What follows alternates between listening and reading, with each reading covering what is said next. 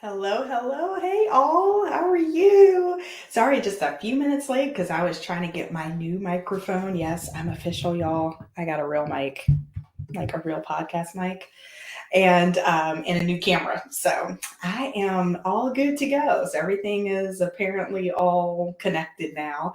And first off, again, happy Friday. Happy Friday. We made it. Oh my goodness, we made it. It has been a press. Still, I feel like I keep saying that every week I come on and say, "Oh, it has been a press," and this week is no different. And it's actually getting harder. And let's talk about why. So we're going to get right into it. Let's talk about it. Let's talk about what's going on with Black women in IT. Well, I wish I hindsight 2 years ago, for all of those of us who predicted that this was going to happen.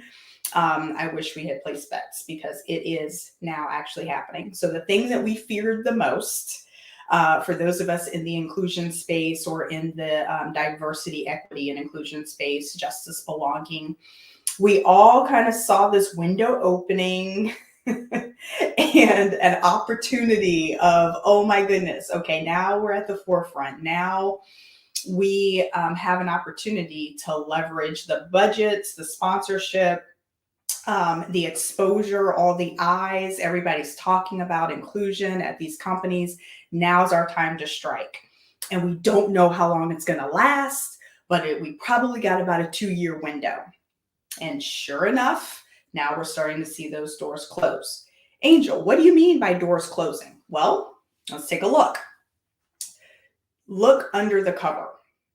Look at the women, period, and then particularly look at the brown and Black women in these organizations. If they were promoted to or advanced to a level of authority or position, where is that now? Do they have the same amount of authority, or has there been a quiet demotion? What do quiet demotions look like? Quiet demotions look like reduction of budget, reduction of priority on the list in terms of um, the key strategic initiatives that the organization or the department is working on. Reduction looks like a reduction in staff. Quiet demotion also looks like, after you get through budget, staff, and people, a reduction in terms of authority and getting the ability to get things done or moved. So if you are, for example, you had an idea and you need support in order to get that idea through, you need to work with other departments or other organizations in order for a process improvement or some idea that you have to get off the ground. You can't do it yourself. You need to work with other people, especially if you're higher up. The people that were more willing to work with you before, and you have a great idea, and yes, absolutely, let's implement that now. Now, all of a sudden, you're starting to see that it's harder to get your ideas implemented, listen to, and then implement it. So those are all telltale signs of a quiet demotion. Then you also might have a flat out change in your title or responsibilities. You're moved to a different department, or they've restructured the team, or they restructured the department, and everybody's changing. So it's not just you. So it's kind of hidden, right? So I'm not going to take it personally. Everybody's being impacted. But you more so as an African American female or Hispanic female than your counterparts, right? In terms of the change that and how it's impacted you. But again, what can you say? It's happening to everyone. Okay. So those are all subtle forms of what goes on under the covers, right? And then, of course, you have just all out, you're exited from the organization, period, point blank, right? So those are all things that we are now seeing. And again, I want to reiterate, it's happening to everybody. We're seeing it across the board, male and female, all genders, all races, especially in the tech industry, especially in certain industries right now. Absolutely, yes, because of the market and because of and how things are going and the tightening of budgets and not knowing not being able to reinvest back into employees or R&D or some of those other things that they were able to do. You see purse strings kind of tightening up, absolutely. So everyone's being impacted. But again, the old saying goes, when America gets a cold, brown and black folks get pneumonia or the flu or something, right? Or in this day and age, we'll say, or get COVID, right? And that is what we are seeing. And it is absolutely happening. Angel, how do you know? Well, look at the stats, right? If you don't believe me, Lean In, McKinsey Report, all these CTI, all these organizations that study corporate America and study the sentiment of different populations in these corporations are all coming back with the same thing. And it's kind of like, duh, yeah, we're not being supported, period, point blank. Now, and support looks like all those different things that I just laid out to you in terms of reduction of staff, budget, getting your ideas pushed through, et cetera, et cetera. So no, we're not supported. Okay. So the next step is to, what do we do about it? Well, I like to look to the past, right? There's nothing new under the sun. This has all been done before. How do you know? Well, let's just look back to the last big revolution that we had in this country, the Industrial Revolution. So for those of us that are on the cusp of being Gen Xers, I'm right there, right on the line of being Gen X or millennial. For those of us that are in that group, all we have to do is just look to our grandparents or even our parents, but mostly for us, it's our grandparents. And they came through a time where there was a lot of work in factories and working in plants and working on the assembly line, right? A lot of African Americans and Hispanics and minorities moved from the South or the West or other different areas to Pittsburgh and Youngstown, Ohio, and Detroit, where there were plants for steel mills, factories, even in the South, that belt around Tennessee, Kentucky, lots of coal mines, right? So that type of hands-on manual work was attractive because it led to higher wages, and higher wages led to better education for your children, stable housing, and in a true safer community, right? Okay. So guess what? We're in the same boat when it comes to the digital age. Okay. The digital revolution around the 90s, 2000s, all the way up to just a few years ago was a big, huge carrot, especially for women and especially for women of color. How do I know? Well, the spring up of girls can code, women can code, Black people can code. I mean, it exploded. Because we saw an opportunity the same way our grandparents saw an opportunity to work in the coal mines, we saw an opportunity to code our way out of poverty or out of the ghetto.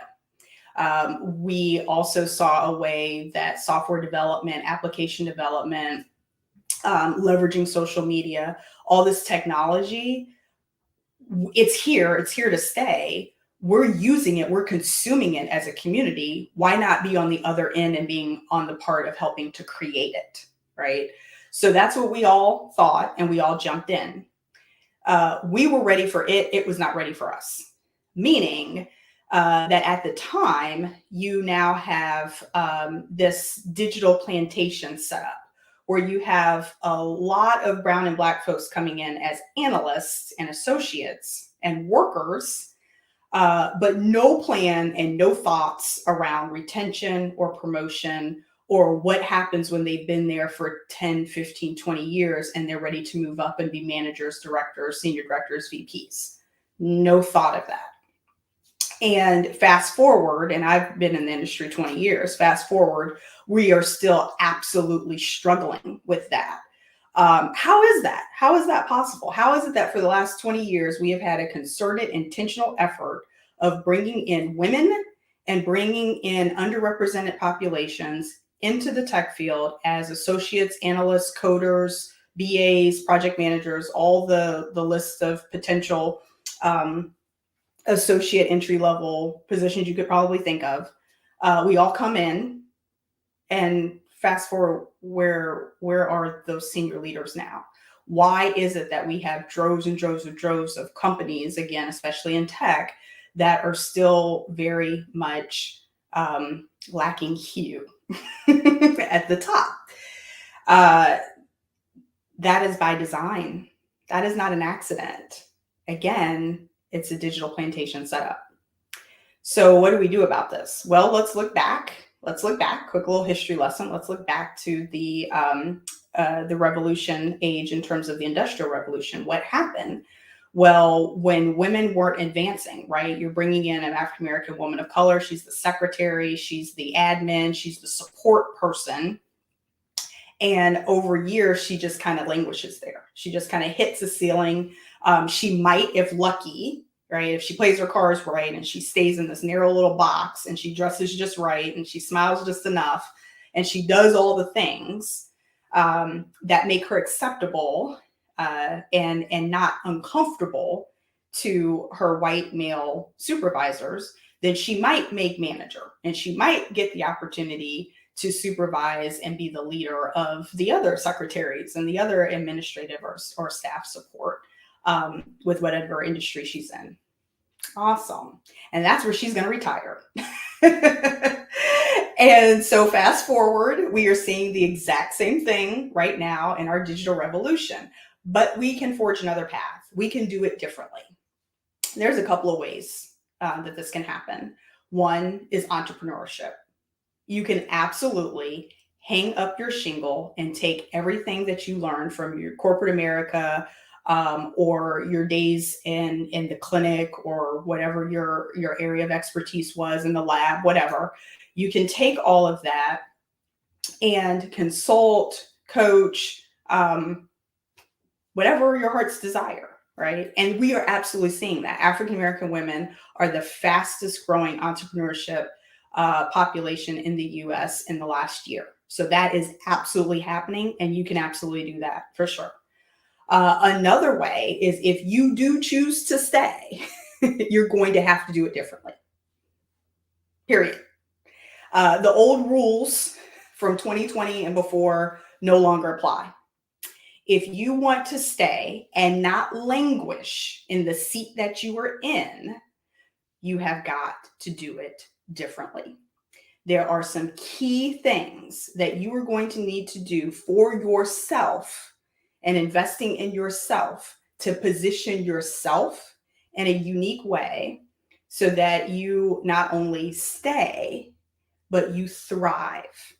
Okay. And when I say stay, when I use the word stay, by the way, I don't mean that you might not be staying in that exact seat that you're in, right? But if you choose to stay in your corporate position and stay in corporate America, there are specific things that you're going to have to do differently. So, taking from, again, history, we're going to have to do it differently. We already see how this played out. Okay. So if we're going to not repeat that mistake and not repeat that whole languishing thing, we're going to have to break through. We're going to have to break through some ceilings. And it's going to start with a mindset ceiling that needs to be broken through. And I absolutely would love to help you with that. So to all of you African American professionals, women that are out there that are watching this, please reach out to Angel Speaking, info@angelspeaking.com. Get that promo code because we're going to deep dive and talk about all the moves that need to happen in order for you to not languish, but to thrive and position yourself for promotion. Okay. We're going to promote you out of that languishing seat and into something better. So make them see you. Power Moves for Black Women on Wednesday, November 9th, 6 p.m. Again, DM me, reach out in any way, shape, or possible. But make sure you get that promo code because we need to talk. We need to keep talking. And we need to do so in a safe environment where it's psychologically safe to share and to get the key information that you need again, to help you with your career. So with that, I just want to say thank you. And for all of you active allies out there that are watching as well, make sure that you send the African American women in your network our way, so that you can be that active ally and help them get the specific mentoring and coaching that they need to help them with their career. Because as well intended as many coaches are, unless they have a bent for an inclusion, unless they have done some of their own personal bias work, unless they have been trained, let's say, in that, then you could be unintentionally giving some bad advice to the brown and Black women in your network and in your circle. So we don't want to do that. We want to help. We want to be a positive, helpful, active ally. So send them our way. And again, thank you all. Happy Friday. Have a great weekend. Bye.